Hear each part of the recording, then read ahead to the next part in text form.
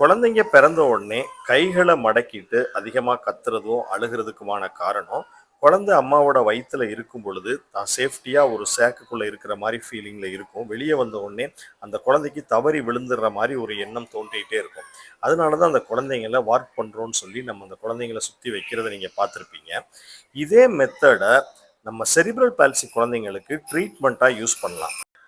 Cerebral palsy குழந்தைங்களை நீங்கள் observe பண்ணி பார்த்தீங்கன்னா ரெகுலராக கேட்கக்கூடிய ஒரு சவுண்டு கேட்டால் கூட கைகளை மடக்கிட்டு பயந்த மாதிரி ஜெர்க்கி மூமெண்ட் கொடுக்கறது ரெகுலராக இருக்கும். இந்த ஜெர்க்கி மூமெண்ட்டை ரெடியூஸ் பண்ணுறதுக்கு பிறந்த குழந்தைங்களை வார்க் பண்ணுற மாதிரி செரிப்ரல் பால்சி குழந்தைங்களையும் வார்க் பண்ணி அவங்கள ஒரு ப்ளசண்ட்டான சுச்சுவேஷனுக்குள்ளே வச்சுருந்தோம் அப்படின்னா அந்த குழந்தைங்களோட ஜெர்க்கி மூமெண்ட் குறையும். இதை ஒரு நாளைக்கு நீங்கள் 2 முறை ஒவ்வொரு முறையும் 1 மணி நேரம் அந்த குழந்தைங்க அந்த ப்ளசன்ட் சுச்சுவேஷனுக்குள்ளே இருக்கிற மாதிரி நம்ம பார்த்துக்கலாம்.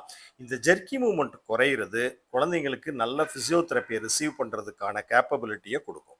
ஃபிசியோதெரப்பியோடு சேர்ந்து இது மாதிரியான ரிலாக்ஸேஷன் மெத்தடும் யூஸ் பண்ணும் பொழுது செரிப்ரல் பால்சி குழந்தைங்களுக்கு growth அண்ட் டெவலப்மெண்ட் நல்லா இம்ப்ரூவ் ஆகிறத கண்கூடாக நீங்கள் பார்க்க முடியும்.